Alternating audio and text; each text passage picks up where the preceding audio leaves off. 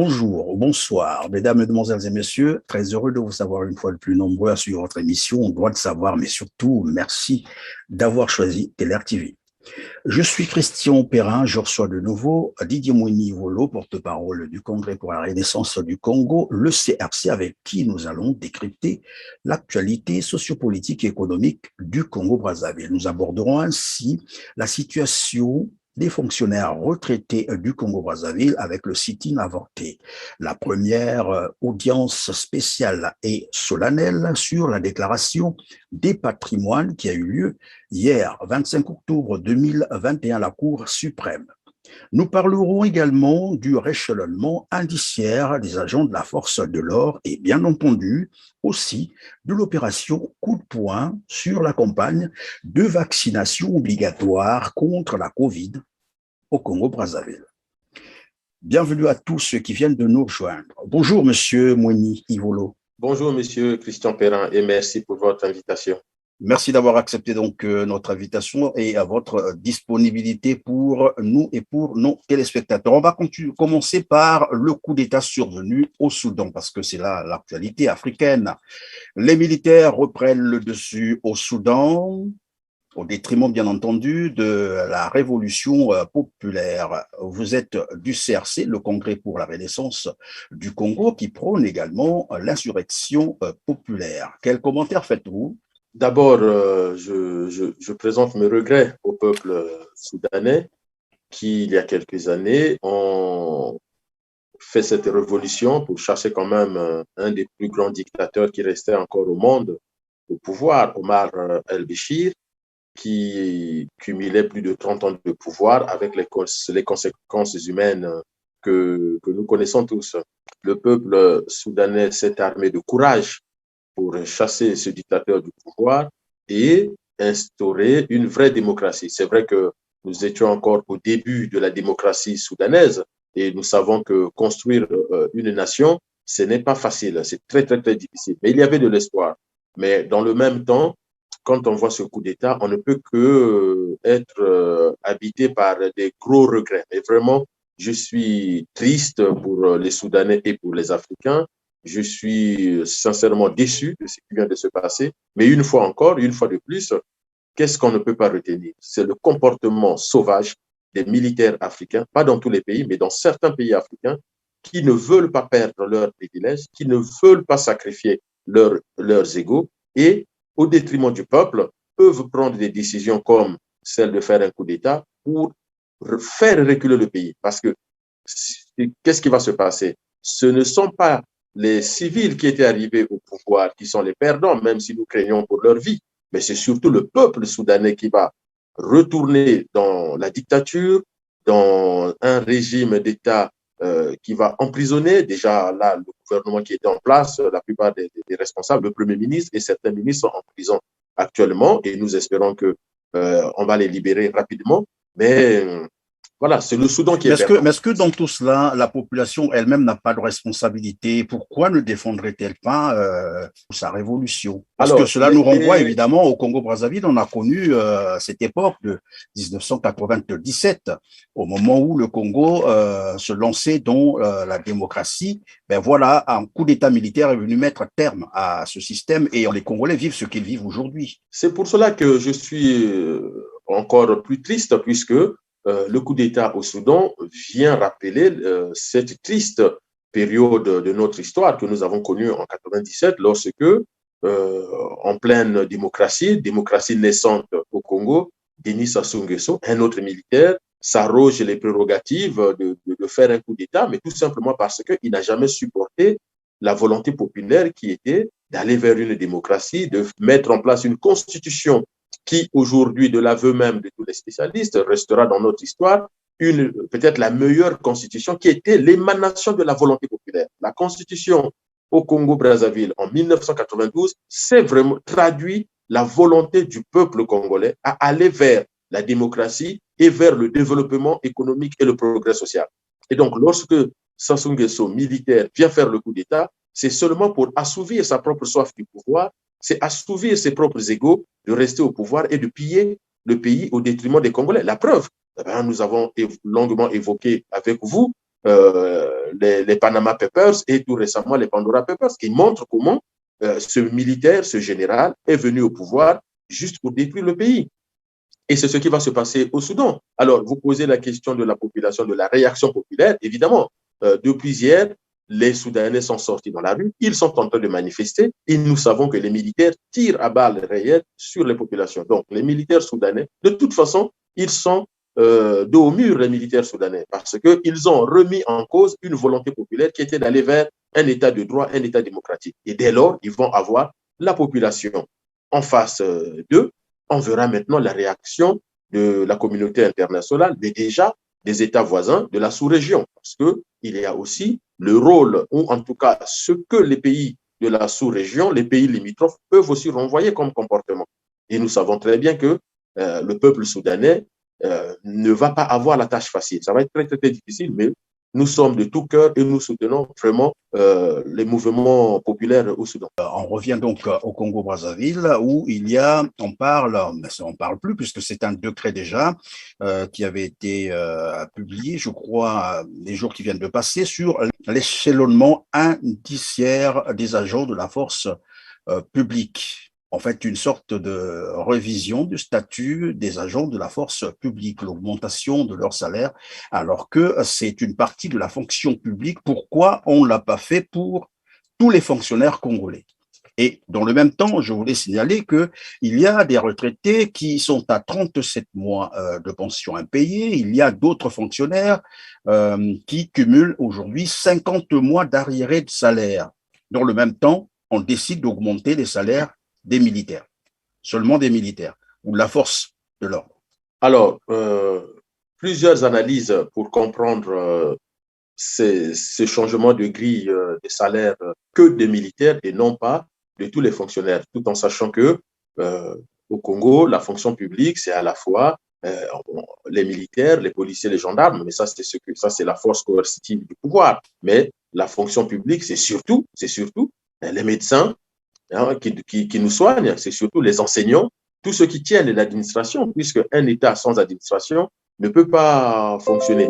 Et donc, je pense qu'il y a ce ministre que tout le monde connaît maintenant mieux, le Thierry Mongala, qui est le chargé de la communication, doit peut-être faire preuve de pédagogie pour expliquer aux Congolais pourquoi on fait le choix d'augmenter les salaires que des militaires et non pas de tous les fonctionnaires. C'est comme si le pouvoir est en train de hiérarchiser les Congolais. Il y a les bons Congolais donc, qui sont des militaires, qui sont dans l'armée. D'où même ce fantasme, hein, si vous voulez être président au Congo, il faut être militaire. Donc, on va les hiérarchiser, on va leur donner des gros salaires, des salaires qui ne seraient justifiés par aucun argument. Puisque quel est l'argument aujourd'hui? Si nous prenons un argument qui justifie souvent les augmentations de salaire dans le monde entier, qui est le pouvoir d'achat, et donc le médecin n'a pas besoin de pouvoir d'achat. Même un chômeur a besoin d'un pouvoir d'achat. Il a besoin de vivre.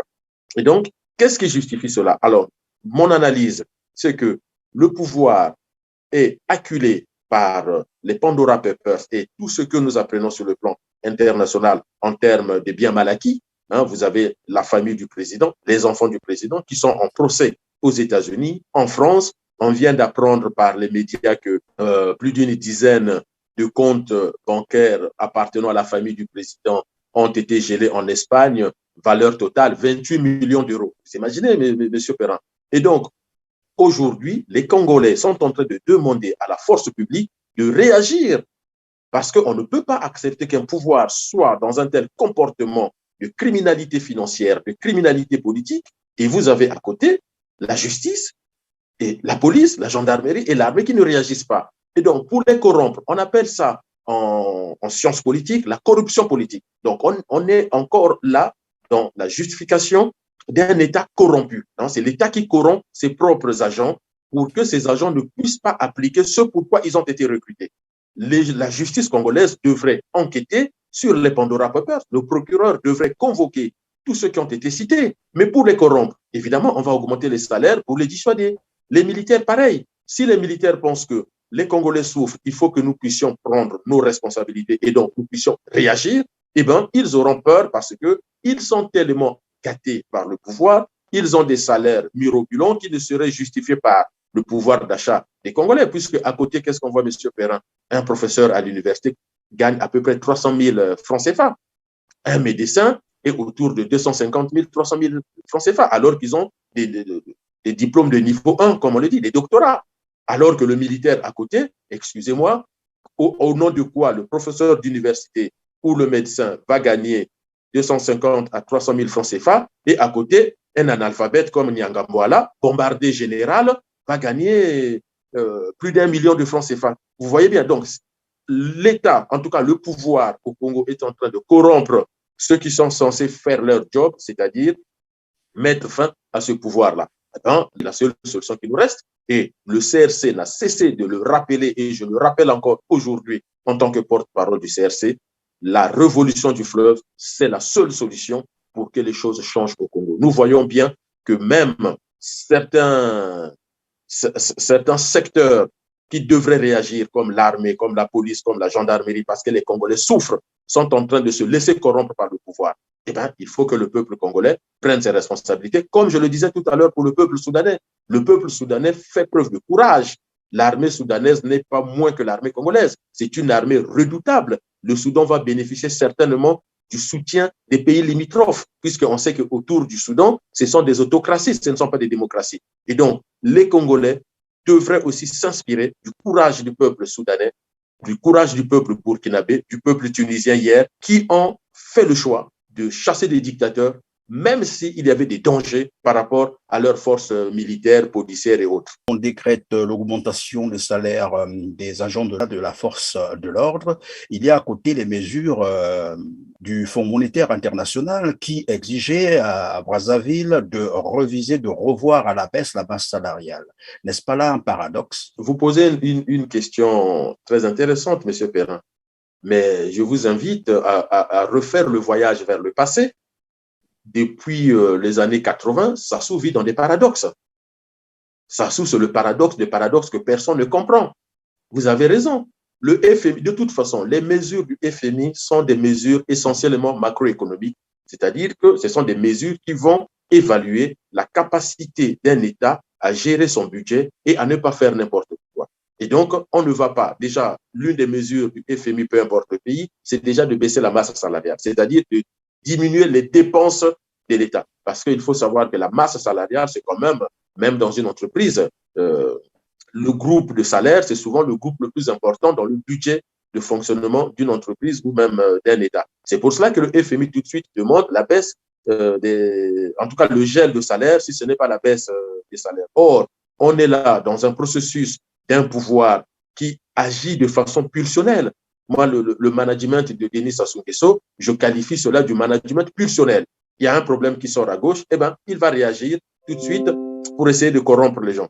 Et donc, une fois de plus, oui, déjà nous avons, en tout cas le Congo a du mal à négocier, à traiter, à signer des accords avec le FMI, mais demain, le FMI va nous fermer totalement la porte. Mais ne vous inquiétez pas, M. Perrin, Denis Sassou Nguesso s'en fiche royalement.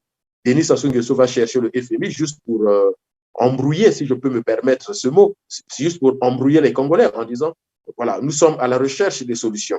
Comment pouvez-vous comprendre que le même Denis Sassou Nguesso, d'un côté, déclare que le Congo réalise des excédents budgétaires de l'ordre de 300 à 500 milliards de francs CFA, mais à côté, le gouvernement travaille à un dossier avec le FMI où le Congo va intégrer les pays pauvres très endettés. C'est paradoxal. Soit, voilà, si vous avez des excédents budgétaires, comment voulez-vous solliciter le FMI dans le cadre du programme PPTE? Donc, Denis Sassou Nguesso, c'est une somme de paradoxes. Et vous ne pouvez jamais le saisir parce que même les mathématiciens ne sauront résoudre ce paradoxe.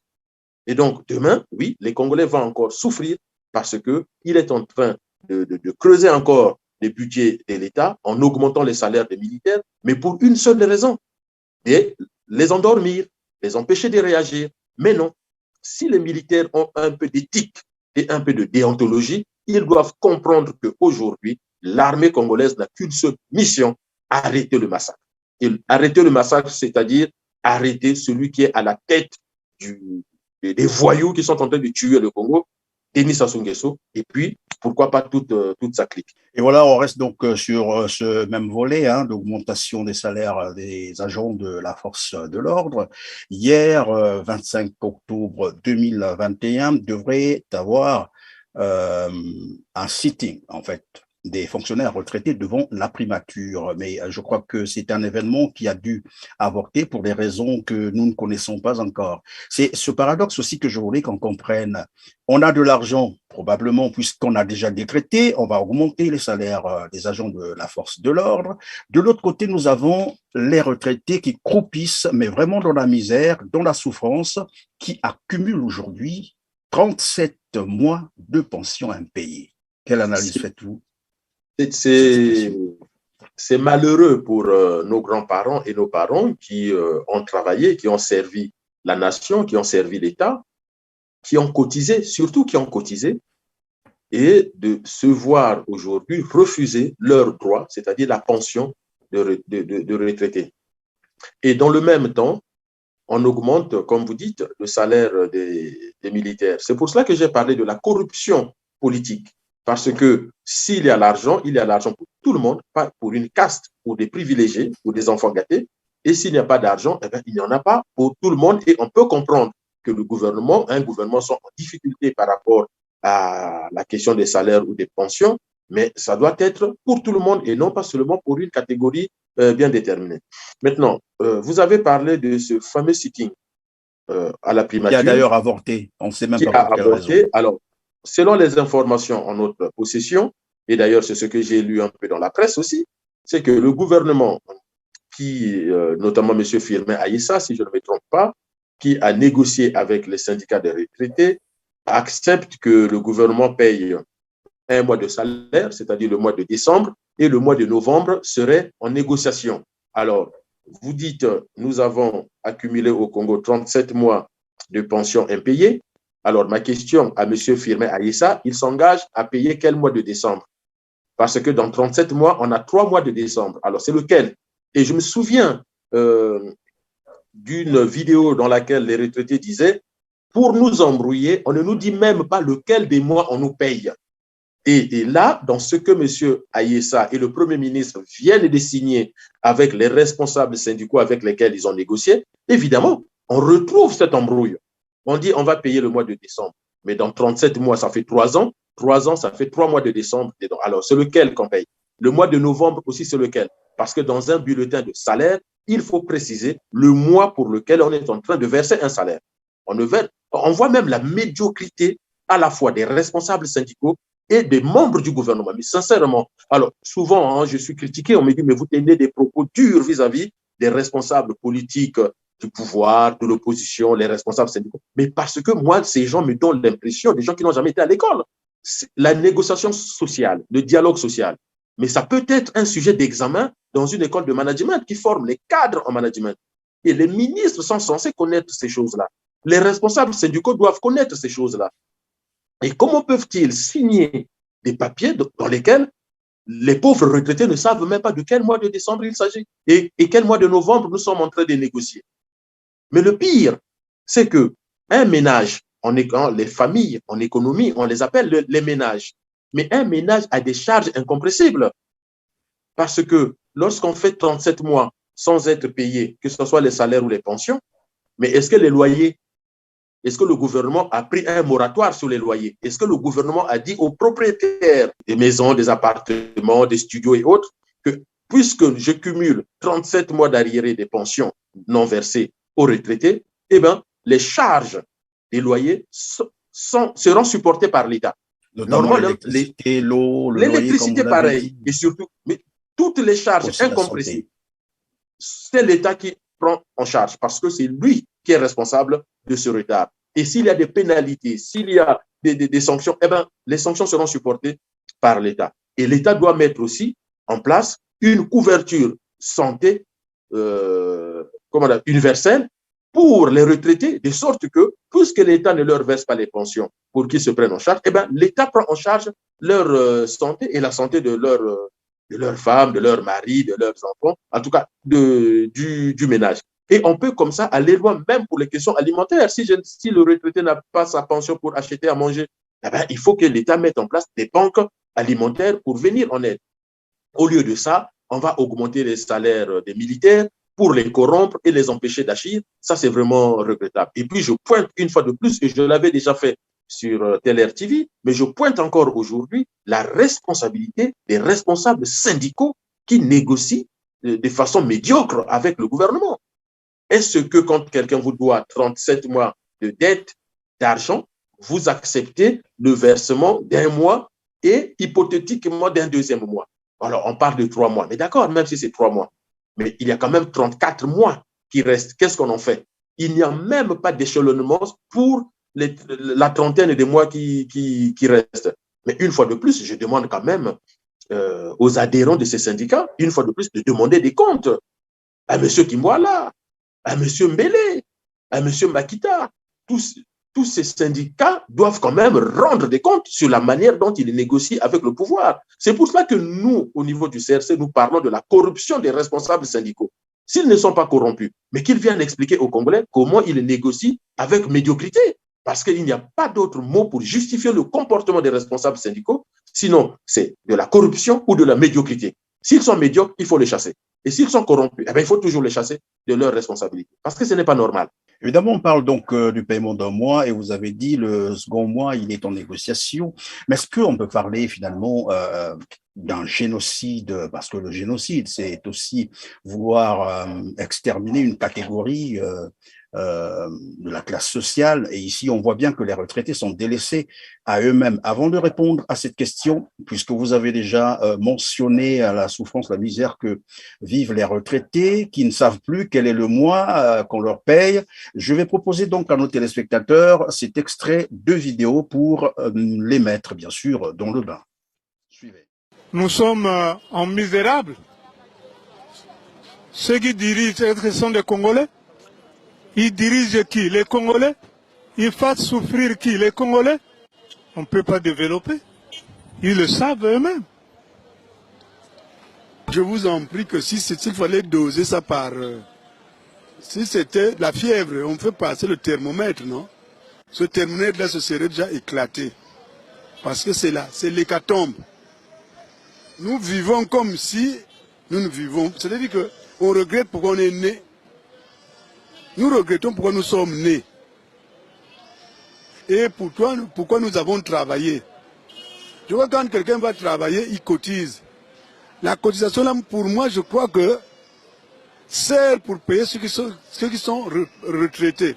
Et d'autres qui seront retraités, leur paie est assurée par ceux qui viennent, qui travaillent. On paye les gens, mais on ne sait pas pourquoi. Je ne connais même plus les mois. Et on a commencé maintenant, quand on nous jette un mois, là, on ne sait pas. C'est écrit dans le bulletin, mais ce n'est pas régulier. C'est-à-dire qu'ils ne suivent pas la chronologie des mois qu'ils nous doivent. Pour nous embrouiller certainement. Même là, j'attire l'attention des autres, ils doivent faire très attention. Sinon, on risquerait de nous dire qu'on ne vous doit que 2 mois. À ce jour, nous sommes en train de croupir. Les enfants, jusqu'à la fin, là, ne vont pas à l'école. Les locataires, ce sont les propriétaires des cases, des maisons, qui viennent maintenant balayer. Vous avez déjà vu un bailleur qui vient lui-même balayer la maison. Mais c'est pour attirer votre attention que j'existe, je suis là.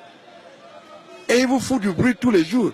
C'est pourquoi il y a beaucoup de gens qui tombent dans les maladies cardiaques. Vous comprenez? On a beaucoup de mois, on ne nous paye pas. Hein? Ce n'est pas de la blague. Et là, pour nous embrouiller, on dit allez ouvrir les comptes en banque. Attendez. Vous m'avez payé sur 2 ans, vous me payez un arriéré. Et si j'ai encore l'argent pour aller ouvrir le compte en banque, les 2000, là, au lieu que je mange mon fumbu, moi je vais aller ouvrir un compte. Pour ne savoir quand est-ce qu'on va encore me payer. Mais non. C'est difficile, inexplicable. Je ne sais pas pourquoi. Alors que pendant que nous étions en exercice, nous avons régulièrement cotisé. Et en fin de compte, on ne sait pas ce qui se passe. Seul le gouvernement ou les gouvernements peuvent nous expliquer ce qui se passe. Vraiment, nous n'arrivons pas à comprendre qu'est-ce qui fait qu'on ne puisse pas payer les retraités. En même temps qu'on paye les fonctionnaires actifs, et ces mêmes fonctionnaires cotisent. Il y a une ponction qui se fait à la base, mais en contrepartie, les retraités, eux, ils ne sont pas payés. On se demande bien pourquoi. Donc, il n'y a que le gouvernement pour expliquer ce qui se passe. Vraiment, nous vivons la galère, c'est difficile. Il y a des gens qui meurent même par stress, parce qu'ils n'ont pas eu leur argent, ils ont cotisé. Bon, vous imaginez des gens qui partent de loin de l'intérieur du pays pour venir percevoir la pension ou même suivre. Le fait que le dossier, c'est difficile. Rien que pour faire le dossier, ça coûte de l'argent. Mais comment voulez-vous quelqu'un puisse avoir de l'argent pour faire le dossier s'il n'en a pas déjà? Alors, donc c'est difficile, c'est difficile. On est martyrisé. Hein? On est martyrisé. Alors, monsieur Mwindi Volo, je rappelle que vous êtes porte-parole du Congrès pour la Renaissance du Congo, le CRC. Tout à l'heure, je vous posais la question de savoir est-ce qu'on peut qualifier cela d'un génocide? C'est quand même une catégorie sociale qui est visée et puis les retraités nous l'ont dit, hein, beaucoup meurent d'ailleurs, faute de moyens, ils peuvent pas se soigner, ils peuvent pas s'alimenter correctement, d'autres vivent de stress 24 heures sur 24 parce qu'il faut trouver les moyens financiers pour faire face au loyer, vous l'avez dit tout à l'heure, vous avez parlé même de l'électricité, en fait de toutes ces charges-là, et beaucoup meurent comme ça. Est-ce qu'on peut parler d'un génocide? La seule chose qui ferait que ce genre de crime ne soit pas qualifié de génocide, c'est parce que on n'a pas de charniers, on n'a pas de cadavres qui jonchent les rues de Brazzaville. Mais en termes absolus, oui, il s'agit bien d'un génocide. Et déjà, mais le génocide, il est déjà un génocide financier au niveau du Congo. Et quand on laisse les gens mourir tel que ça se passe au Congo, même si on ne retient pas le qualificatif de génocide, mais c'est quand même une non-assistance à personne en danger. Hein? Quand on voit tous ces retraités qui se lamentent, moi, ça me rappelle un peu les lamentations du peuple juif en terre d'Égypte, telles que écrivent les Écritures saintes, hein, non pas la vérité historique, mais si on se réfère aux Écritures saintes, ces cris de lamentation que le pouvoir n'entend pas, ces cris de lamentation que Sassou Nguesso n'entend pas, parce que s'il les attendait, qu'est-ce qu'il attend pour réagir? Oui, on est dans un cas de génocide à long terme, parce que, in fine, les gens sont en train de mourir de maladies sans même... Vous savez, c'est ça qui rend triste dans la situation du Congo. C'est de voir que même les médecins qui ont prêté le serment d'Hippocrate, dont la fonction principale est de sauver la vie et de soigner les maladies et de prolonger l'espérance de vie, les médecins aujourd'hui crient leur impuissance face à la souffrance des Congolais, puisque le diagnostic, déjà, pour le faire, on n'a pas de plateau technique pour faire le diagnostic. Des fois, quand j'échange avec les Congolais, nombreux sont des Congolais qui viennent échanger avec le porte-parole du CRC, et souvent le problème, c'est qu'on ne sait même plus si la pathologie dont on nous parle, c'est réellement ce dont souffre la personne, ou si ce n'est pas un problème de défaillance des machines, des éprouvettes et autres. Et donc, laisser mourir nos retraités, mais c'est quand même grave. Quand même, et Sassou lui-même, il serait un retraité s'il n'avait pas fait le coup d'État pour revenir au pouvoir et maltraiter les Congolais. Je pense que au fin fond de son Oyo village, il serait très content chaque mois de percevoir sa pension plutôt de retraite. Donc, je crois que c'est très, très, très important qu'on puisse vraiment se pencher sur cette question de pension et surtout revoir comment les négociations sont faites. On est, oui, dans un cas de génocide, puisque à long terme, compter le nombre de retraités qui vont mourir, ce n'est pas normal, ce n'est pas normal. Et dans moi j'entends souvent Thierry Mongala parler de nos cultures. Hein, vous savez, quand on revoyait les vidéos de Thierry Mongala, quand il passe sur Télé Congo, il fait souvent allusion, dès lors que le gouvernement est critiqué par l'Occident, il fait allusion à nos cultures. Mais quelle est la place des vieux dans nos cultures? Et les traiter de cette façon, est-ce qu'on se retrouve dans cette culture-là, dans nos cultures au Congo? C'est ça qui me rend vraiment triste quand je regarde toutes ces vidéos de ces retraités. Alors, ils sont donc à 37 mois de pension impayée. Tout à l'heure, vous avez évoqué un aspect très important. L'État, normalement, devait prendre charge, par exemple, de leurs soins, de leur loyer et de l'électricité, de l'eau, vous avez dit, mais encore que l'eau soit disponible, puisqu'aujourd'hui, au Congo, c'est le réel souci des Congolais. L'eau potable n'est pratiquement pas disponible au robinet.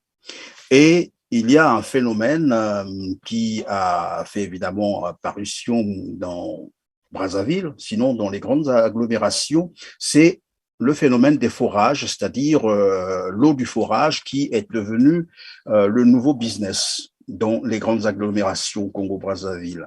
Est-ce qu'on peut parler de la démission de l'État dans ce domaine qui a l'obligation, bien entendu, de fournir ces denrées tout à fait vitales? Vous êtes bien gentil, M. Perrin, en parlant de la faillite de l'État. Moi, je me pose plutôt la question, est-ce qu'il y a un État au Congo? Vous savez, ce film, y a-t-il un pilote dans l'avion? Le Congo, c'est-à-dire que la République du Congo fonctionne comme un État qui n'a pas de gouvernement. On se rappelle qu'il y a un président au Congo, il y a un gouvernement au Congo. C'est lorsqu'il faut maltraiter les populations, maltraiter les retraités, augmenter les salaires des militaires pour les corrompre. Mais quel est le rôle de l'État? C'est quoi un État?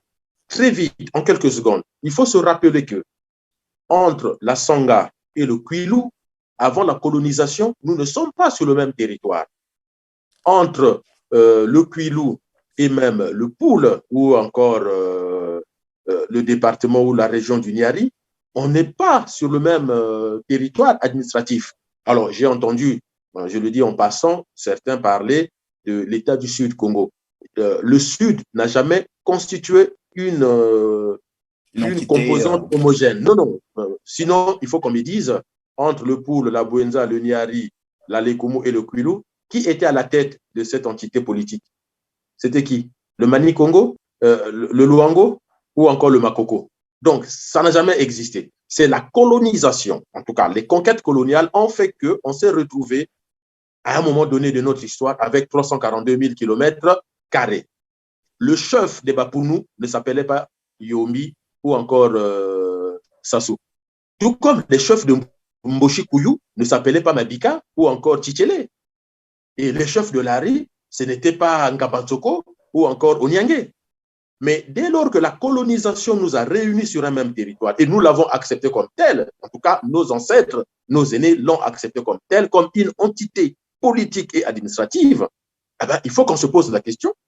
Dès lors qu'on dote cette entité d'un appareil qu'on appelle État, c'est quoi sa fonction? En quoi l'État est différent d'une entreprise privée? Mais parce que l'État, c'est le lieu d'expression et de protection des intérêts collectifs. C'est-à-dire l'État n'agit que dans le sens de la collectivité. Dès lors qu'une pratique n'apporte pas de bénéfice à la collectivité, l'État ne mettra pas ça en place. Si une pratique menace une grande partie de la population, l'État doit stopper cette pratique. L'État, c'est le lieu de protection des intérêts de la population, de la collectivité. Et dès lors qu'un État commence à protéger les intérêts individuels, parce que j'ai entendu un grand général au Congo dire que nous, ce qui nous préoccupe, c'est l'avenir d'Mboshi, en réalité, ce monsieur doit être arrêté et licencié de l'armée. Il ne peut pas être militaire parce qu'il vient de déchirer la Constitution en disant cela. Tous ceux qui ont été dans cette histoire, il vient de déchirer la Constitution, il vient de déchirer le pacte social et le pacte républicain. Donc, dès lors que l'État est là pour les intérêts collectifs, au nom de quoi ce sont les individus qui vont faire du forage, alors qu'une des missions de l'État, c'est de donner de l'eau potable à tout le monde. Ça y va de notre santé, hein, ça y va de notre santé, ça y va du bien-être des Congolais, ça y va de la vie des gens. Et ça y va aussi de la protection de l'environnement. Alors, semble-t-il que le monsieur, c'est le grand protecteur du fond bleu. Bon, on verra. Mais là, déjà, c'est une menace. Menace pourquoi, M. Perrin? À quel moment les Congolais savent que les nappes phréatiques, du fait qu'il y a eu de l'inondation, du fait que les toilettes, puisque nous avons encore nos toilettes traditionnelles, du fait des inondations et tout est parti et ça s'est retrouvé dans les nappes phréatiques. Attention, demandez aux spécialistes, les nappes phréatiques peuvent être polluées. Donc, les nappes phréatiques donnent de l'eau potable, c'est vrai. C'est quoi la conséquence déjà c'est quoi la conséquence quand les nappes phréatiques sont polluées? Mais on n'arrive pas à traiter les problèmes de diarrhée. Pourquoi les Congolais ont des diarrhées tout le temps? Pourquoi les Congolais ont la fièvre typhoïde tout le temps? Les petites maladies que nous avons au quotidien au Congo, ce sont des maladies qui sont dues à la saleté de nos villes. Hein, pour dire très clairement les mots que tout le monde peut comprendre au Congo, c'est la saleté. C'est-à-dire qu'il y a de plus en plus d'inondations à Pointe-Noire et à Brazzaville. Et donc, quand les inondations arrivent, ça détruit la ville. Il y a ce qu'on appelle l'écoulement, les éboulements de versants. Il y a des cimetières qui sont On le Tout sait à tous, fait, il y a des oui. cimetières qui Et ça sont détruits. remonte Et donc, toute sa tous, saleté à la tous surface, ces oui. corps en état de putréfaction, tous ces corps qui sont en train de décomposition, cette eau, quand ça descend dans le sol, oui, ça peut polluer les nappes phréatiques. Et c'est pour cela que dans des États, dans des pays sérieux, on dit aux populations, on dit même aux paysans de ne plus puiser dans les nappes phréatiques le temps que l'eau puisse reprendre sa propriété. Or, au Congo, c'est fait de façon sauvage parce qu'on nous a enseigné à l'école que les nappes phréatiques, donc si on va puiser l'eau dans les nappes phréatiques, c'est de l'eau potable, point. Non. À certains moments, compte tenu des conséquences climatiques ou des inondations et autres, les nappes phréatiques peuvent être polluées et en ce moment-là, on ne peut pas consommer cette eau. Ça met en danger la population. Et c'est pour cela que je m'inquiète. C'est pour ça que je disais, il n'y a pas de pilote dans l'avion. Le Congo n'est pas un État dirigé.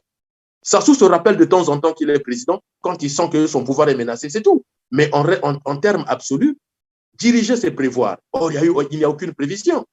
En matière d'adduction d'eau, la SNE a mieux fonctionné avant Sassou que pendant le règne de Sassou. Parce que quand Sassou arrive au pouvoir, dans toutes les parcelles de Brazzaville, en tout cas des parcelles qui existaient à ce moment-là à Brazzaville, moi j'habitais Brazzaville, il y avait un robinet. Et sur chaque robinet, on mettait un gobelet. De sorte que tout passant qui a soif peut s'arrêter pour boire. Moi j'habitais à Mungali, on avait un robinet et un gobelet. Quand ma mère se rendait compte que nous avions oublié de mettre le gobelet, il nous demandait de remettre le gobelet. Et elle partait souvent vérifier quand le gobelet était sale, elle changeait, elle mettait un gobelet propre. Donc, tout Congolais qui avait soif, moi j'ai connu ça quand j'étais gamin, tout Congolais qui avait soif, qui passait dans la rue au Célé, dans la rue Lénine, il s'arrête dans n'importe quelle parcelle, il dit bonjour aux gens, il dit j'ai soif, hein, papa, hein, mets la maille, hein, papa, il ouvre le robinet, il boit son eau et il continue son chemin.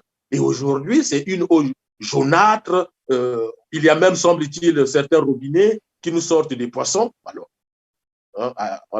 avant, on a eu besoin de Jésus pour multiplier le poisson, je ne sais pas. Mais là, on a les poissons dans les robinets. C'est quand même terrible, c'est quand même triste et c'est quand même dangereux comme pratique. Moi, si j'ai un conseil, c'est que demain, si nous, on arrive aux affaires, en tout cas, ça fait partie des choses pour lesquelles nous prendrons des décisions très vite, c'est-à-dire l'arrêt de tous les forages parce qu'on ne touche pas aux nappes phréatiques.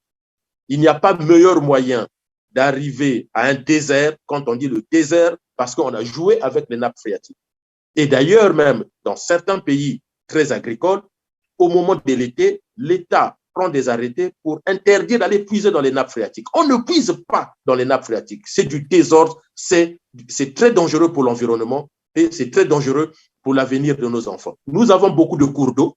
Le Congo est l'un des pays à avoir un réseau hydrographique le plus dense en eau douce dans le monde, avec le fleuve Congo, le Djoué, tous les cours d'eau dans toute la République du Congo. Nous pouvons donner de l'eau potable à tout le monde. Il y a aujourd'hui des techniques simples pour purifier l'eau et faire de ça de l'eau potable pour que nos populations vivent bien. On n'a pas besoin de faire le système T, Motonamoto Abongisa. Et ça, c'était la devise de Sassou. Il n'a jamais géré. Chez lui, c'est toujours Motonamoto Abongisa. Non, le Motonamoto Abongisa, ce n'est pas la façon de penser du CRC. Nous, notre façon de penser, c'est organiser les choses de façon scientifique, de sorte que les Congolais soient protégés, que les Congolais sachent quelle qualité d'eau ils sont en train de boire. Et non pas ce qui se passe. La preuve, je vous dis, regardez le nombre de diarrhées, le nombre de fièvres typhoïdes, le nombre de maladies qui sont liées à l'insalubrité de notre pays aujourd'hui. Et donc, si j'ai bien compris, c'est pratique, c'est-à-dire le fait de permettre aux gens de faire les forages comme ils le souhaitent, peut précipiter donc le dérèglement climatique. Mais est-ce que dans le même temps, en permettant cela, on peut être aussi celui qui soit porteur d'un projet Fonds Bleu, par exemple, garant bien sûr, de la lutte contre le réchauffement climatique? Monsieur Perrin, vous avez dit bien avant que vous m'avez posé une question sur les paradoxes de Sassou Nguesso. Et je vous ai dit, attention, Sassou, c'est une somme de paradoxes que même les mathématiciens ne pourront pas résoudre. Là encore, c'est un paradoxe. D'un côté, Sassou reçoit des millions au titre du Fonds Bleu, de ce Fonds Bleu dont les accords ont été signés, je crois, à Oyo, puisque tout se passe maintenant à Oyo. Et depuis qu'on a signé les accords du Fonds Bleu, si je ne me trompe pas, c'est en mars 2017, quel est le résultat aujourd'hui? Est-ce que vous pouvez me citer des choses mises en place par Sassou Nguesso et son pouvoir pour garantir aux investisseurs qui lui donnent de l'argent au titre du fonds bleu ou même de la protection des tourbières. Qu'est-ce qu'on a fait? Le fonds bleu, notamment, c'est quoi? C'est éviter d'utiliser nos forêts. Si je prends un exemple, au lieu de continuer à faire la cuisine avec le bois, il faut donc développer l'électricité. Il y a des moyens de développer. Et donc, le Congo reçoit de l'argent pour cela. C'est-à-dire qu'il faut se démarquer de la destruction de la nature. Or, d'un côté, il prône le fonds bleu, et d'ailleurs, il va certainement venir à Glasgow dans quelques jours pour la COP 26. Donc, il viendra encore prêcher la bonne parole. Mais lui, c'est un vrai prêtre de la colonisation. Faites ce que je vous demande de faire, mais ne faites pas ce que je fais. Fermez les yeux pendant que je n'ose même pas dire la suite, les Congolais comprendront et à la fin, le peuple congolais dit Amen. C'est ça le paradoxe de Sassou Nguesso. Si réellement il est le champion du fonds bleu et de la protection des tourbières, pourquoi on traîne encore dans la construction de barrages de Sounda? Pourquoi le barrage du Doué, on ne peut pas relancer de façon efficiente et de façon effective ses activités? Pourquoi le barrage de Mokokulu? Rien que le barrage de Mokokulu, tout le sud du Congo peut être on peut donner l'électricité à tout le monde. Il va créer des micro-centrales électriques fonctionnant avec du mazout, alors que nous-mêmes, on n'en produit pas. Vous voyez comment il est paradoxal. Nous, notre pétrole brut, il est totalement exporté. La raffinerie de Pointe-Noire ne fonctionne pas, alors que c'est une des meilleures raffineries qu'on avait construites à l'époque. Et on importe encore du gazole. Et il va construire des centrales qui fonctionnent avec du gazole que nous n'avons pas. Alors même qu'on peut faire de l'éolien. On a beaucoup de vent au Congo, donc on peut faire de l'éolien. Le temps d'ensoleillement du Congo, il est assez important. Nous ne sommes pas dans une zone tempérée où pendant l'hiver, on n'a pas de soleil. Même pendant la saison sèche, il y a le soleil au Congo. Nous avons le soleil au Congo les 12 mois de l'année. Donc, les panneaux solaires, c'est quelque chose qui peut marcher chez nous. Sans compter comment on appelle ça, toutes les solutions qu'on peut avoir. Donc, nous avons tout ce qu'il faut, nous avons tous les avantages pour protéger l'environnement. Mais le seul défaut, c'est que la communauté internationale fait confiance à un assassin de la nature, puisque le comportement de Sassou, qui ne veut pas changer la vie des ménages, donner l'électricité à nos familles, à nos ménages, c'est prolonger la vie. C'est leur donner les meilleures conditions de subsistance. Pourquoi les autres pays gagnent en espérance de vie? Mais c'est parce que dans ces pays-là, ils ont de l'eau potable et ils ont de l'électricité. L'électricité, ce n'est pas un luxe. L'électricité, c'est améliorer les conditions de vie des populations. L'électricité, c'est diminuer le banditisme, la criminalité. Dans une ville comme New York, si on arrête l'électricité en une nuit, je ne vous décris pas les dégâts. Donc, l'électricité, c'est aussi un moyen de lutter contre la criminalité, mais aussi ça dégage du temps pour que nos mères, nos pères, tous ceux qui vivent au quotidien au Congo puissent avoir le temps de faire autre chose. Je vous donne un exemple simple. Vous devez laver vos habits. Vous avez de l'électricité, donc vous aurez une machine à laver. Donc, vous n'êtes plus là à passer de temps à frotter vos habits au bord du Doué ou au bord de la Léfini ou de je ne sais pas de quelle rivière. Vous mettez dans la machine, ça vous dégage du temps de faire autre chose. C'est la machine qui s'occupe des habits. Vous voulez faire votre cuisine, vous avez aujourd'hui, il y a des marmites automatiques. Vous chronométrez le temps, le riz, le reste, et puis vous occupez de vos enfants, vous passez du temps avec vos enfants. Or, aujourd'hui, une femme qui doit faire la cuisine au Congo ou un homme qui fait la cuisine au Congo, pendant qu'il fait il doit rester à côté de la marmite parce qu'il ne peut ni maîtriser le feu, ni maîtriser la cuisson. On est où? On est en 2021, Monsieur Perrin. On est en 2021. Les moyens de déplacement au Congo, si on prend nos parents qui habitent au nord, de l'Antiquité jusqu'à aujourd'hui, ils se déplacent avec la pirogue. Et vous trouvez ça normal? De l'Antiquité jusqu'à aujourd'hui, nous avons gardé les mêmes moyens de déplacement. Et nous avons un pouvoir qui vient nous raconter des niaiseries en nous vendant du vent et qui vend du vent à la communauté internationale. Et je pense qu'aujourd'hui, le rôle des Congolais, tous, c'est de démontrer à la communauté internationale que celui qui vous vend le projet Fonds Bleu, le Fonds Bleu en lui-même, j'ai lu un peu ce projet, il est bien construit. Mais le manager n'est pas le bon. C'est aussi ça. Hein. Voilà. Le projet peut être bon. Le manager n'est pas le bon, vous avez dit, évidemment. La COP 26, c'est du 31 octobre au 12 novembre prochain à Glasgow, en Écosse. Denis Sassou Nguesso y est évidemment, en fait, le Congo y est invité. On nous a même parlé d'une délégation qui va compter près de 80 membres, mais soit. Il va donc s'y rendre et dans le même temps, au Congo-Brazzaville, on dénonce la pollution des eaux avec conséquences sur la santé des riverains à Pointe-Noire. C'est une société chinoise, Winghua, qui est en train de polluer la ville. Quel commentaire faites-vous de d'abord cette invitation de la délégation congolaise qui seront à la COP26. Dans le même temps, on assiste au Congo, mais vraiment un scandale où on a donné finalement les permis ou l'autorisation à certaines sociétés chinoises, mais qui polluent finalement les grandes villes, j'allais dire Pointe-Noire. Alors, sur la délégation, alors ça, c'est pas nouveau, hein, les chefs d'État africains, très souvent, en tout cas d'Afrique noire, quand ils se déplacent, c'est tout un village qui se déplace avec eux. La preuve, il faut voir le surdimensionnement des avions qu'ils utilisent très souvent. Le minimum, c'est le Boeing 747. Donc, quand vous voyez la capacité de transport de passagers d'un Boeing 747, vous imaginez.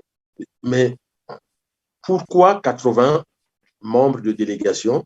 Pour faire quoi? On ne sait pas. On ne sait pas.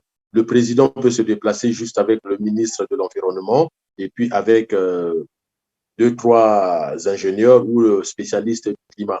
Ce qui m'a toujours déçu dans le cas de notre pays, c'est que ce sont les hommes politiques qui se déplacent et ils ne font jamais accompagner des spécialistes. Des experts alors, ou des spécialistes. Des experts, oui. Voilà, merci. Alors même que lorsqu'ils arrivent là-bas, ils vont se retrouver avec les gouvernements occidentaux généralement qui viennent avec leurs experts et nous, on n'arrive pas à suivre le débat. Pour vous donner un exemple, lorsque le Premier ministre Makosso est arrivé ici avec Christelle Denis Sassou Nguesso et les autres ministres, mais ils ont eu en face d'eux des techniciens, au point où ils n'ont même pas su répondre aux questions quand ils ont dit oui, mais venez investir au Congo, on vous entend. Ben, les autres ont posé des questions nettes, claires et précises, et ils ont été incapables. Et c'est pour cela que depuis qu'ils sont rentrés, aucune entreprise n'est venue à la suite, parce qu'ils ont fait preuve d'une médiocrité maladive. Donc là aussi, c'est pareil. Sassou Nguesso, bon, lui qui est le père de tous ces mondes-là, puisque le ministre de la Justice a souvent dit Sassou, c'est notre père. Bon, voilà. Donc, tel père, tel fils, et on est dans la même répétition de la bêtise. Il se déplace avec 80 personnes, mais pour quel résultat? Au final, pour quel discours?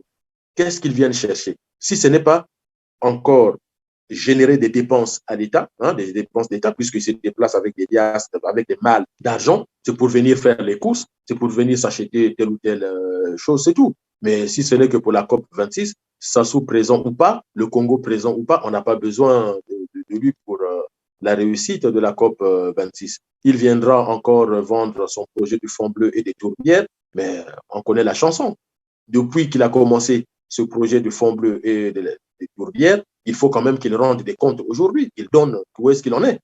Ne serait-ce qu'à mi-parcours, qu'est-ce qui a été fait? Maintenant, pour la pollution à Pointe-Noire, j'ai vu cette vidéo et j'ai vu les réactions des populations. La première, je reviens encore à la même histoire. Est-ce que le Congo est dirigé? Parce que vous me posez la question en tant que porte-parole du CRC. Je vais y répondre. Mais qui n'a pas vu cette vidéo? Le ministre du pétrole? Le procureur de Pointe-Noire? La police de Pointe-Noire? Le gouvernement? Qui n'a pas vu je vais probablement vous arrêter un instant et vous allez continuer à répondre, mais comme toujours pour fixer nos téléspectateurs, parce qu'il y a ceux peut-être qui n'ont pas vu cette vidéo, sinon ce reportage de TV5, voici, nous vous le proposons et on va continuer notre entretien bien après. Suivez. À Caillot, à la vue des traces sur la route principale, on peut deviner que ce village n'est pas toujours aussi calme. Ce camion, et des milliers d'autres depuis 2 ans, sert au transport d'hydrocarbures venant du gisement voisin. Près de 200 millions de barils de pétrole seraient à sortir du sous-sol des environs. C'est l'endroit où vit Jean, une petite maison devant la route, et sur le sol il aperçoit très souvent, comme ce matin, des traces bien connues, celles du pétrole de l'entreprise Winghua. Nous souffrons vraiment à cause de Winghua. Regarde ce qu'ils nous mettent dans la rue. Tout ceci, dès qu'il pleut, ça descend jusque dans nos rivières. Et elles sont polluées. Et nous ne savons plus comment nous allons vivre dans ce village. Les enfants boivent de l'eau de la rivière, comment allons-nous faire? On va tous être malades. À quelques kilomètres de là, c'est la rivière Sabi, une source d'eau pour les 5 villages alentours. Un point de rencontre aussi pour les populations. Les enfants sont toujours là, mais l'ambiance de la rivière a bien changé. Cette eau, si tu te laves avec, attends-toi à avoir des démangeaisons sur tout le corps et la gale. Si tu n'es pas propre, on dira même que tu as le sida. Et pourtant, depuis notre enfance, on se lavait avec cette eau.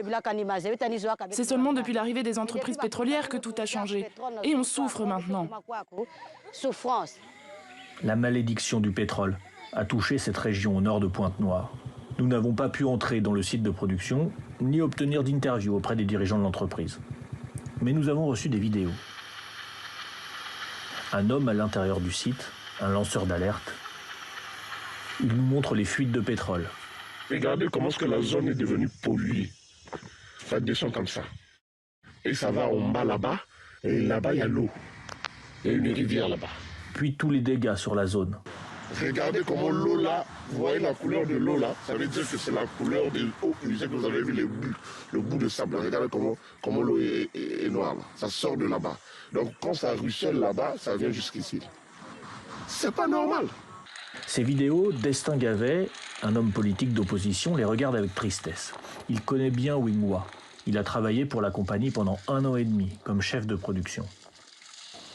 Les conditions de travail, le matériel utilisé, c'est un matériel digne du XVe siècle. Cette compagnie ne respecte aucune norme en matière de législation des hydrocarbures. Cette compagnie est hors la loi. Dans un pays sérieux, cette compagnie, on devait leur retirer ce permis. Parce que sur le plan environnemental, c'est de la catastrophe. Wingwa est associé aujourd'hui à la Société nationale des pétroles du Congo. Les Chinois détiennent 85% du gisement de Bangakayo. Les autorités du pays n'ont pas voulu répondre à nos questions pour l'instant. Quant aux habitants, personne ne veut vraiment les écouter. Quand on parle aux Chinois, ils disent d'appeler le président. Il n'y a que lui qui peut leur parler. Mais nous, comment allons-nous faire pour parler à l'État? Si on manifeste et qu'on ferme les routes ou qu'on bloque les camions, on sait tous que la compagnie, c'est une société pétrolière et que le Congo dépend du pétrole. Alors l'État va nous envoyer des militaires. On va souffrir ici. C'est pour ça qu'on se maîtrise. Et pourtant, les ouvriers de la compagnie vont bientôt se lever. Pour dénoncer les conditions de travail, un appel à la grève générale a été lancé pour la semaine prochaine. Voilà, et donc vous étiez en train de dire qui n'a pas vu cette vidéo, là tout le monde est fixé. La suite de votre réponse. Je vous disais, qui n'a pas vu cette vidéo? Dans un État qui est dirigé, dans un État organisé, dans un État où chacun fait son travail, dès lors que cette vidéo est passée, eh ben, les organes de l'État, puisque je vous disais que l'État, c'est le lieu d'expression et de protection des intérêts collectifs. Là, il s'agit d'un problème de la santé. Quand vous avez des camions qui traversent des villages et vous voyez que ce monsieur qui montre des galettes de pétrole à même le sol, mais ça pose un problème de santé publique. Donc, le ministre de la Santé est concerné. Ça pose un problème environnemental. Donc, la nièce du président, Arlette Nono-Soudan, mais elle est concernée. Mais je ne parle même pas de la police qui doit tout de suite réagir, sécuriser les lieux. Et puis, le préfet du Kwilu peut prendre un arrêté pour stopper les activités de cette entreprise. C'est dans les fonctions du préfet. Le préfet du Kwilu a le pouvoir de prendre un arrêté pour stopper les activités de cette entreprise et ouvrir une enquête parlementaire, ouvrir une enquête judiciaire pilotée par je ne sais pas si c'est le parquet et autres, et en ce moment-là, faire la lumière même, aller revoir les contrats. Quels sont les contrats qui ont été signés avec cette entreprise? Est-ce que cette entreprise a l'autorisation de charger son pétrole sur des camions non bâchés et traverser nos villages? Mais on se moque de qui, M. Perrin? On sacrifie la vie de qui? De nos populations? Et lorsqu'il pleut, eh bien, toutes ces galettes de pétrole sont rejetées vers les cours d'eau. Et on revient encore, puisque tout est lié, ce qui est en haut est comme ce qui est en bas. Tout est lié dans un pays. Eh bien, on revient à la question des nappes phréatiques, M. Perrin. Qui nous dit que à Pointe-Noire, qui peut nous prouver aujourd'hui que ces rivières qui sont polluées, mais cette eau, c'est cette eau qui va alimenter par des processus que les scientifiques connaissent bien, c'est cette eau qui va alimenter les nappes phréatiques. Alors, qui peut nous justifier s'il n'y a pas des molécules? Je ne dis pas les traces. Voir les traces à l'œil nu, c'est une chose, mais l'existence des molécules de tel ou tel produit dans une substance, ce n'est pas forcément visible à l'œil nu. Donc, on peut avoir dans les nappes phréatiques des molécules de pétrole. Et lorsque les gens vont forer, ils vont donc avaler des molécules de pétrole qui vont donc les rendre malades et ils vont arriver à l'hôpital. Oh non, on ne sait pas de quoi il est mort. Mais c'est ça le problème. C'est ça le problème. Et tout le monde regarde ça comme une vache qui regarde, qui voit passer le train et chacun se demande, mais tiens, qui est responsable? Mais la responsabilité revient à l'entreprise. Mais attention, vous avez au Congo des gens qui sont nommés à des postes pour protéger les Congolais. Le préfet du Kwilu doit faire son travail. Le commissaire de police de Kwilu doit faire son travail. Le président de la République doit faire son travail. Les différents ministres doivent faire leur travail. La justice doit faire son travail. Le travail de la justice, ce n'est pas seulement arrêter les pauvres retraités qui vont manifester pour leur pension qui ne sont pas payés alors que c'est un droit. Mais le rôle de la justice, c'est surtout d'arrêter ces voyous hommes d'affaires qui viennent polluer. Monsieur Perrin, je pose une question. La Norvège produit du pétrole. Est-ce que les cours d'eau en Norvège sont pollués? Donnez-moi le nom d'un pays, même pas le nom, en Arabie Saoudite, un des premiers producteurs du pétrole. Les rivières sont polluées? La Russie produit du pétrole, les États-Unis produisent du pétrole. Est-ce que les cours d'eau chez eux sont pollués? Est-ce qu'on voit les vidéos des gens qui se plaignent des galettes de pétrole rejetées par terre? Soit nous sommes un État souverain et indépendant et c'est à nous d'imposer les règles chez nous, soit n'importe quel petit patron qui vient d'ailleurs vient poser les lois chez nous. Alors, en quoi Denis Sassou Nguesso est le président du Congo? Mais de quel Congo? En quoi le préfet du Kwilu est préfet du Kwilu? Et les populations de ces villages doivent barricader toutes les voies. De toute façon, il n'y en a pas 36 000, il y a une seule voie empruntée par les camions. La première réaction que j'ai eue, c'est qu'il faut paralyser ces entreprises. Les populations doivent réagir. Puisque les responsables sont défaillants, incompétents, ignorants, corrompus, eh bien, le peuple doit réagir. C'est pour cela qu'au CRC, nous penchons pour la révolution, parce que c'est le seul moyen de pousser au changement. Il faut bloquer les routes, il suffit de mettre quelques bidons, les camions vont être obligés de s'arrêter et de demander aux chauffeurs de descendre et on attend que les autorités réagissent. Parce que si vous ne posez pas des actes... Encore que ces autorités aient le pouvoir sur ces sociétés, mais on a l'impression que la Chine est en train de s'accaparer du Congo et plusieurs situations d'ailleurs le démontrent où elle est, disons, les Chinois ont mais vraiment un pouvoir absolu. Je vais peut-être décevoir de nombreux Congolais. Je vais vous dire, je voudrais rappeler, même si les gens ne seront pas contents, je vais rappeler une règle fondamentale en politique internationale, parce que je suis moi-même diplômé de politique internationale. Lorsque vous commencez les études de politique internationale, l'une des premières choses qu'on vous dit, c'est que l'État n'a pas d'amis, l'État n'a que des intérêts. Et chaque État défend ses intérêts puisque le système international est anarchique. Les Congolais peuvent vérifier sur Internet, que ce soit à la Sorbonne, à Harvard, dans n'importe quelle école de politique internationale, on nous enseigne le fait que le système international est anarchique. Le droit international, c'est un minimum pour réguler les relations entre les États. Mais de toute façon, les plus forts ne respectent jamais le droit international. Et donc, si le Congo, si la Chine est en train de dévorer l'Afrique, c'est la faute aux Africains et non pas aux Chinois. Lorsque on pointe la responsabilité des Chinois, M. Perrin, c'est la morale. C'est la morale. Mais en politique internationale, oui, la Chine n'a pas tort d'arriver au Congo, de prendre les matières premières et de partir en Chine. C'est comme ça que fonctionnent tous les États. C'est comme la francophonie, quand la France-Afrique, quand on incrimine, oui, du point de vue de la morale, on peut dire ça. Mais vous prenez n'importe quel spécialiste de politique internationale ou de relations internationales, il vous dira, mais M. Perrin, vos responsables signent des contrats. C'est à eux d'être agressifs dans les négociations. Et donc, dans le cas d'espèce, c'est bien entendu le gouvernement congolais qui est blâmable. Il n'y a qu'un seul responsable, c'est le gouvernement congolais. Même le chauffeur, lui, fait son job. Le chauffeur, lui, fait son travail. On lui dit, amène la cargaison d'un point A à un point B. Il fait son travail, c'est ça son contrat. Ne pas le faire, c'est ne pas respecter son contrat. Donc, si le chauffeur ne le fait pas, il sera licencié et l'employeur a raison. Mais la population, vox populi, vox dei, C'est pour cela que dans certains pays, il y a des révolutions. Parce que seul, face à un pouvoir défaillant, criminel, corrompu, seule la population peut agir. Et donc, il faut que les populations du Kwilu, les populations de Pointe-Noire, mais ils ne sont pas les seuls concernés. Les Brazzavillois, les gens d'Oyo, les gens de Kélé, les gens de Bétou peuvent tous descendre à Pointe-Noire parce que Pointe-Noire, c'est quand même 60% du produit intérieur brut au Congo. C'est-à-dire ce Pointe-Noire qui alimente tout le Congo. Donc, tous les Congolais peuvent descendre à Pointe-Noire pour paralyser toutes ces entreprises voyous et demander des comptes aux responsables congolais. Si on ne le fait pas, eh ben, ça veut dire que la population aussi cautionne. Je peux comprendre les difficultés de la population congolaise à réagir vis-à-vis d'un pouvoir violent, brigand, mais il n'y a pas de choix. Il n'y a pas de choix. Il faut que nous apprenions aussi le sacrifice lorsqu'il faut défendre les intérêts collectifs.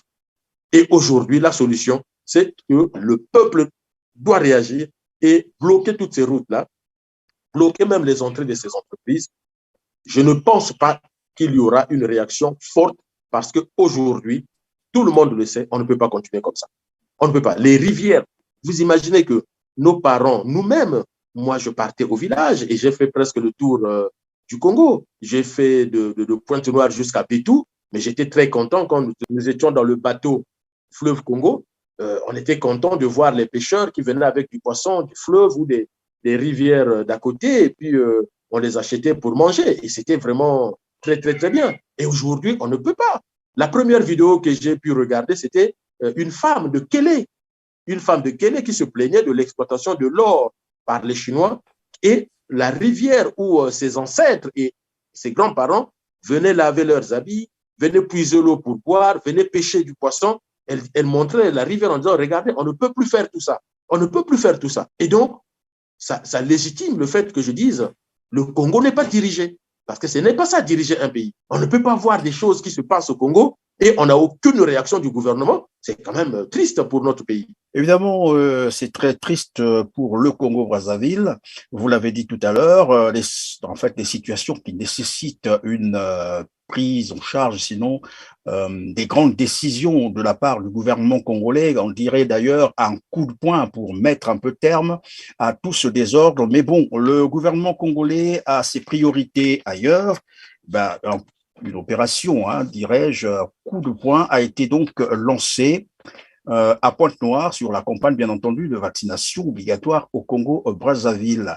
L'objectif étant, bien entendu, d'atteindre une couverture vaccinale de 30% de la population d'ici à décembre prochain et de 60% d'ici, disons, le premier semestre 2022. Alors, quelle réaction avez-vous suite à cette opération coup de poing qui aussi est d'intérêt de protéger, bien entendu, les Congolais, bien qu'on aurait souhaité que ce gouvernement commence par d'autres situations qui minent le Congo-Brazzaville? Alors, j'ai suivi le ministre, le porte-parole du gouvernement, le ministre de la Communication, Thierry Mungala, plusieurs fois, qui parle du pass vaccinal à partir de telle date, si on veut faire telle activité, si on veut aller à tel endroit. J'ai suivi aussi les chiffres que vous avez donnés, D'ailleurs, le gouvernement parle de 60 000 doses hebdomadaires. Donc, tout à fait. Voilà, réaliser 60 000 vaccinations toutes les semaines. Mais alors, quand j'entends les annonces du gouvernement congolais et je me réfère à l'actualité internationale, je ne me retrouve pas. Pourquoi? Aujourd'hui, lorsque vous suivez l'actualité internationale sur RFI, par exemple, c'est une radio qui est beaucoup écoutée par les Congolais. Je demande, une fois de plus, j'aime donner un peu des pistes aux populations d'aller s'enrichir, d'aller s'informer. Mais ils peuvent appeler l'émission de Juan Gomez, Appel sur l'actualité. Ils verront que dans les chiffres de l'OMS, aujourd'hui, nous sommes autour de 2% de vaccination en Afrique. Le taux de vaccination, en tout cas, dans la population en âge d'être vacciné, nous sommes dans des taux de l'ordre de 2% de façon globale en Afrique et on a à peu près 2 pays qui dépassent les 5%. Le président sud-africain Cyril Ramaphosa avait même poussé un coup de gueule pour dénoncer le comportement des grandes puissances qui achètent des doses largement supérieures à la population nationale. Il prenait un exemple d'un pays qui a 20 millions d'habitants, qui va acheter 200 millions de doses, un pays qui a 60 millions d'habitants, qui va acheter 300-400 millions de doses. Donc, un autre fait, c'est que l'actualité internationale nous apprend que les laboratoires ont été critiqués par certaines institutions internationales et même par certaines grandes puissances du fait que les laboratoires qui fabriquent les vaccins, peu importe lequel, que ce soit AstraZeneca, Moderna ou Johnson & Johnson, tous ces laboratoires vendent leurs vaccins 3 fois plus cher en Afrique que dans les grandes puissances. Si on ajoute encore des problèmes logistiques et techniques, parce que pour le moment, ces vaccins sont conservés dans des super congélateurs, puisque les congélateurs que nous avons jusque-là ne permettent pas de bien conserver ces vaccins-là. Donc, tous ces éléments mis bout à bout, je me pose la question, où sont les 60 000 doses hebdomadaires que le gouvernement veut injecter aux Congolais? Première chose. Deuxième chose, pour un pays pauvre très endetté qui a mis sa natte devant la porte du FMI parce qu'ils sont à la recherche de l'argent, où trouve-t-il l'argent pour acheter les 60 000 doses hebdomadaires pour vacciner 30% de la population d'ici décembre, 60% de la population d'ici premier semestre 2022. Ils peuvent recevoir des dons. Alors, en matière de dons, évidemment, quand on regarde les dons des doses de vaccins, puisqu'il y a le dispositif COVAX qui a été mis en place, pourquoi d'ailleurs? Mais d'ailleurs, pour contourner tout ce que je viens de vous dire, M. Perrin, sachant la cherté des doses vendues en Afrique, la difficulté d'accès au crédit pour acheter ces doses-là, les difficultés de conservation. C'est pour cela que l'OMS a mis en place le dispositif COVAX. COVAX n'a pas été mis pour l'Europe ou pour l'Asie. Ils savent se débrouiller tout seuls. Les États savent se débrouiller tout seuls. Et d'ailleurs, en Union européenne, c'est l'Union européenne qui prend en charge tout ça pour les États européens. Mais COVAX a été essentiellement mis en place pour l'Afrique. Parce que l'OMS sait que les États africains ne sont pas des États dirigés. À l'OMS, les gens réfléchissent. Et donc, si on ne le fait pas, eh ben, ça sera difficile de traiter, d'endiguer la pandémie en Afrique. Et ça va continuer à contaminer les autres continents. Et donc, pour essayer d'aider ces pays-là, on a mis en place ce dispositif. Mais COVAX, les doses de vaccins vont plus en Afrique du Nord, en Afrique de l'Est et en Afrique de l'Ouest, parce que ces gouvernements sont plus compétents et plus agressifs que les nôtres. Ça, il faut le reconnaître. Et donc, en Afrique centrale, arrive très peu de doses. On n'a même pas 1% de taux de vaccination au Congo-Brazzaville, il ne faut pas vous leurrer. Sinon, il faut qu'on nous dise comment ils font. Techniquement, moi, je n'aime pas, comme disaient souvent les pièces de théâtre de nos cousins du Zaïre ou Biloba Loba. Non, soyons scientifiques. Techniquement, quand on regarde les données scientifiques aujourd'hui, comment l'État congolais, comment le gouvernement congolais fait pour avoir les 60 000 doses? C'est aussi ça, M. Perrin, que je trouve dommage, puisque la conséquence, c'est quoi? Mais c'est ça qui alimente la crainte de ces vaccins-là. C'est ça qui alimente la méfiance. Au lieu de dire la vérité aux Congolais, on va maximiser les choses pour montrer que Denis Sassou Nguesso arrive à maîtriser le Covid-19. Mais ça, c'est très faux. Il n'y arrive pas. Il n'arrive à rien du tout. Il n'a même pas 2000 doses de vaccins par semaine au Congo. Il les trouve où? Moi, c'est ça. Et qui a vu une image d'un laboratoire où sont conservées les doses? Tous les pays africains, quand les doses arrivent dans leurs aéroports, on vous montre les images avec le ministre de la Santé, le Premier ministre, qui vont à l'aéroport pour recevoir les doses. Et le pays qui vous donne, qui vous fait don des doses est là aussi, représenté par son ambassadeur. Vous avez vu de telles images au Congo? Peut-être que je les ai zappées, peut-être que je n'ai pas fait attention, je ne les ai pas vues. Oui, mais même si voilà, ma question qui devait sûr, c'est que même si ce sont des dons, ce qui est un peu quand même paradoxal, puisque vous avez dit le Congo, c'est le pays des paradoxes. Même si c'était des dons, et nous savons que généralement, ces injections, s'il faut les appeler comme ça, ces vaccins sont à la phase expérimentale. Est-ce qu'on peut faire don des produits expérimentaux à un État et que cet État oblige, bien entendu, sa population à se vacciner? Alors, sans être spécialiste, mais en suivant juste l'actualité, nous savons tous que tous les vaccins que les États doivent administrer à leur population, tous ces vaccins doivent être homologués ou validés par l'Organisation mondiale de la santé. Donc, si ce sont des vaccins qui sont en phase expérimentale et non homologuée, non validée par l'OMS, oui, ça représente un danger pour la population. Et puis, lorsque nous sommes en droit, l'État ne peut pas obliger une population à se vacciner. L'État ne peut pas imposer, sinon on n'est plus un État de droit.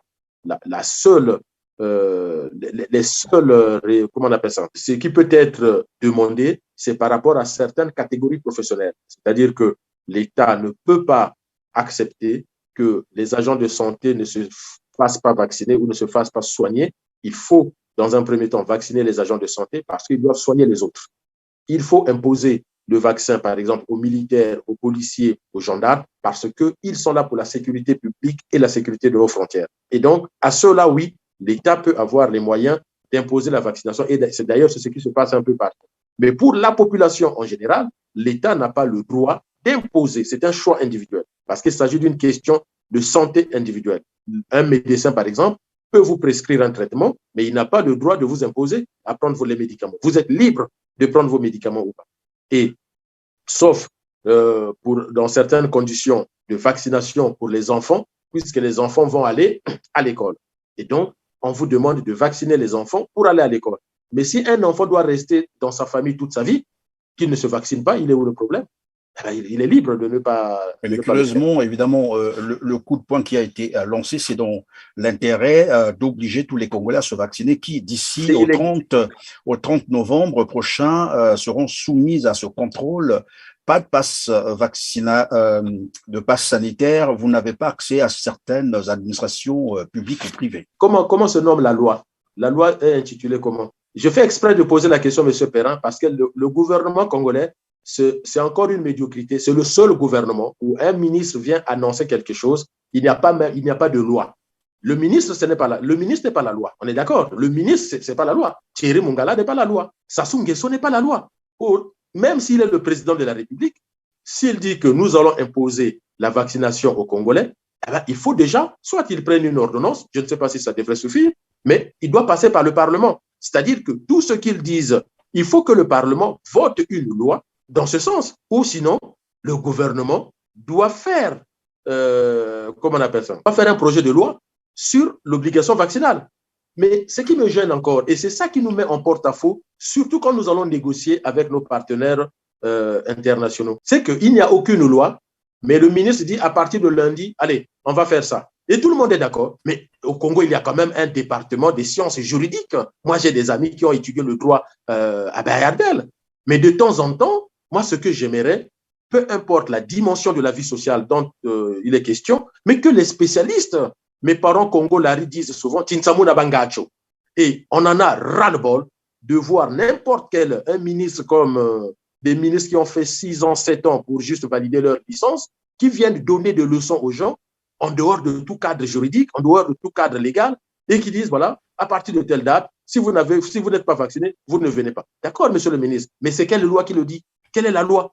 Parce que si demain, moi, je ne suis pas vacciné et que les policiers m'agressent, mais je porte plainte et les policiers vont m'apposer quelle loi? Parce que la police, quand il arrête quelqu'un, dit au nom de la loi. Mais laquelle? Alors, Monsieur Moueni Volo, on peut désormais dire enfin la première audience dite spéciale et solennelle sur la déclaration des patrimoines. Elle a eu lieu hier, 25 octobre 2021, à la Cour suprême.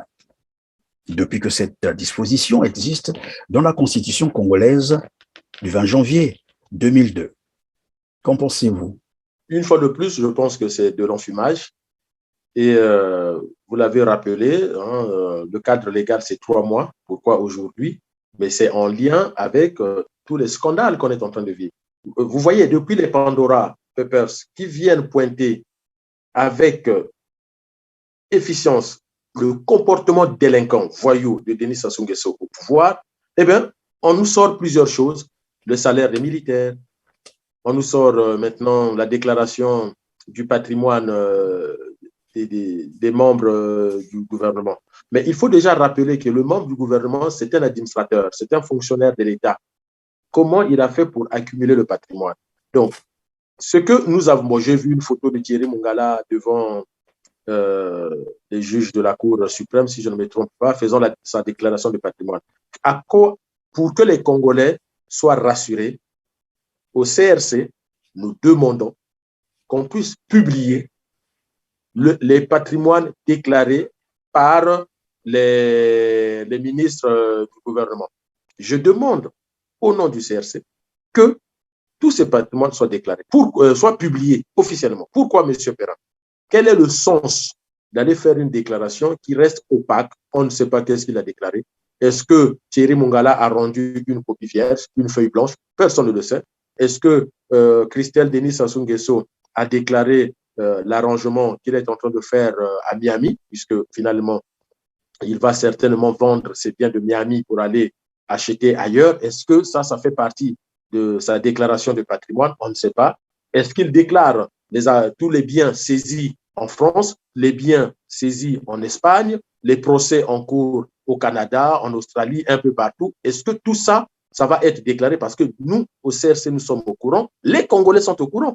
Donc, il faut rendre public ce que chaque ministre a déclaré pour que nous puissions nous vérifier est-ce que ça correspond à ce que nous savons. Parce que, je vais vous dire, au niveau du CRC, qu'est-ce que nous allons faire? Nous allons repartir donc vers les sources des Panama Papers, les Pandora et autres, et nous allons isoler ce que disent ces journalistes sur ce qu'ils ont vu comme patrimoine de telle ou telle personne. Nous allons compléter donc la liste de ces patrimoines-là et renvoyer à la Cour suprême à Brazzaville. Parce que c'est inacceptable de nous jouer la comédie, de faire croire aux Congolais, vous voyez, on n'a rien à cacher, on a déclaré notre patrimoine, donc ce qui se passe dans les Panama Papers et dans les Pandora Papers, ça ne nous concerne pas. Non, c'est faux. C'est faux.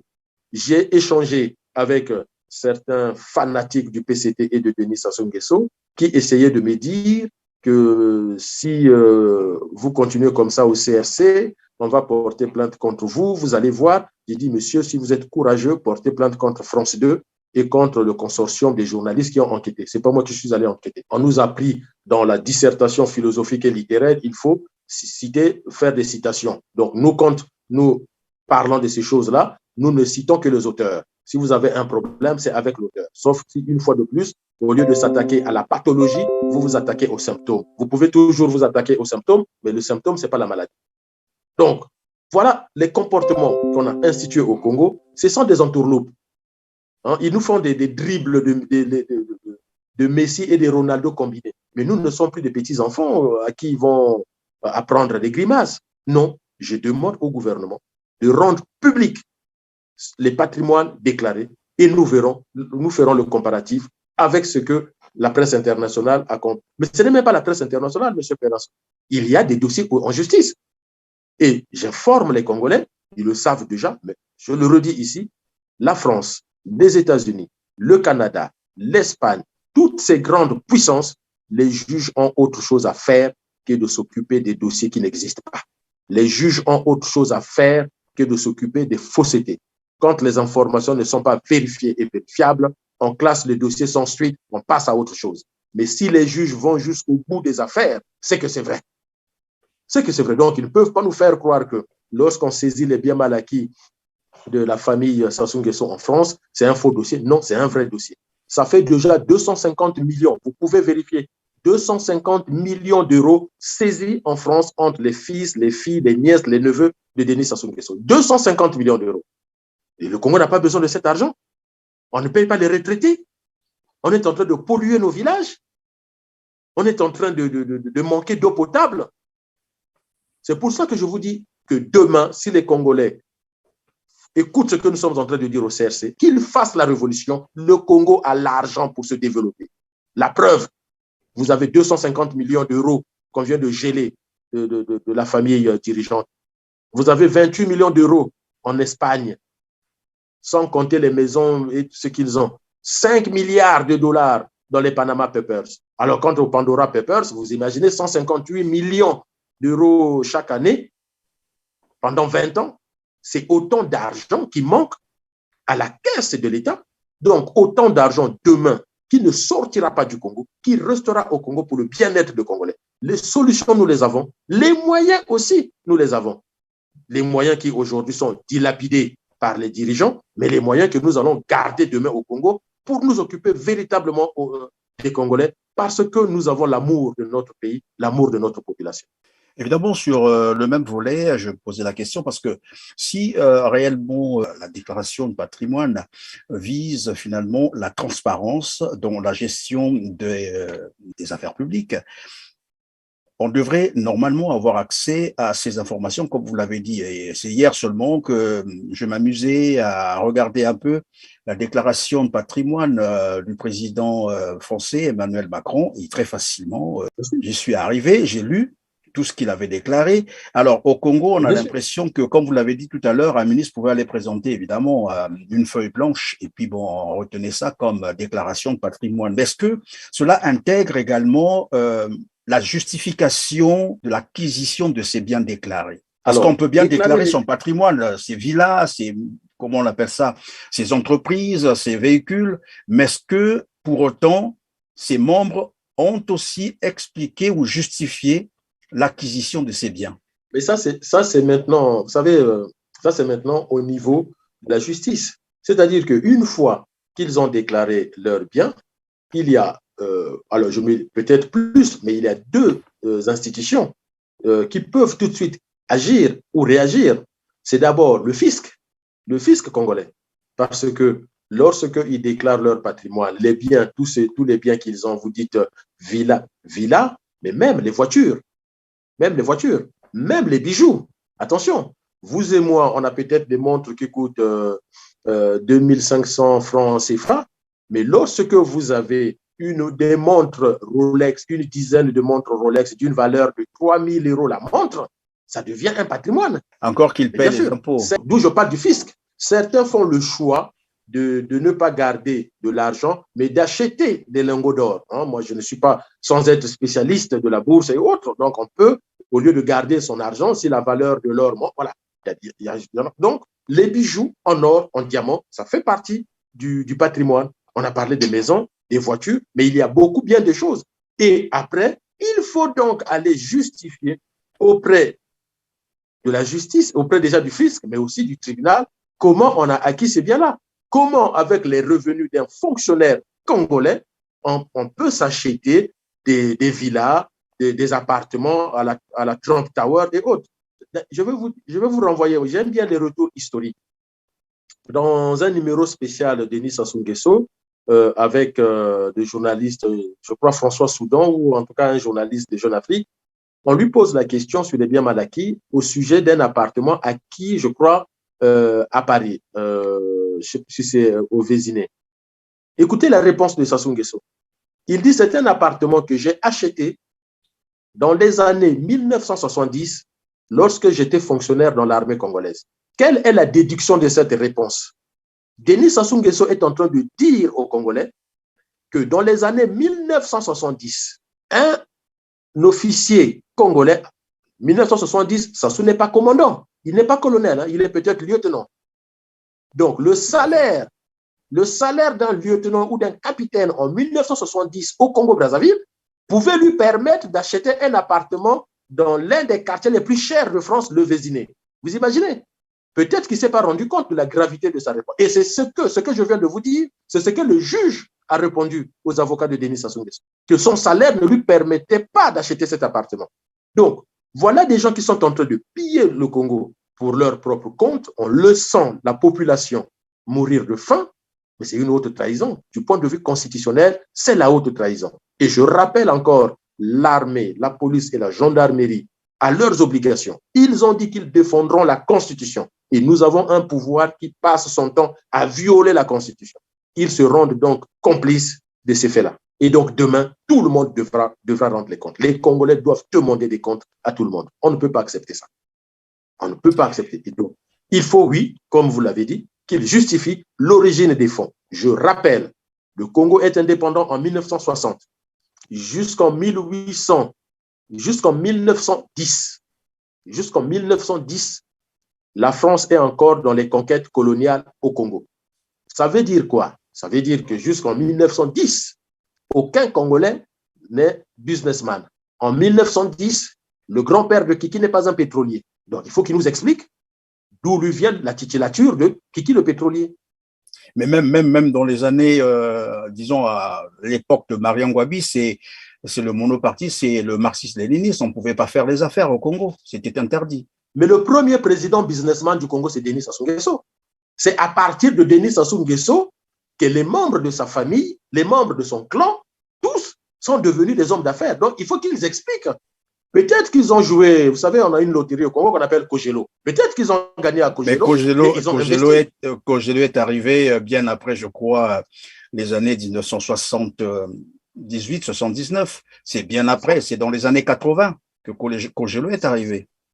Mais bien sûr. Donc, il faut qu'il nous explique comment tout. Mais vous savez, monsieur Perrin, lorsqu'on voit la situation des retraités, on revient là-dessus, la situation des Congolais aujourd'hui, et que vous apprenez que un certain Ebata, si je ne me trompe pas, est arrêté au Bourget avec 500 000 € en espèces, disant que ce sont les factures payées par ses partenaires. Et pourquoi en espèces? Pourquoi en espèces si c'est les partenaires qui ont payé?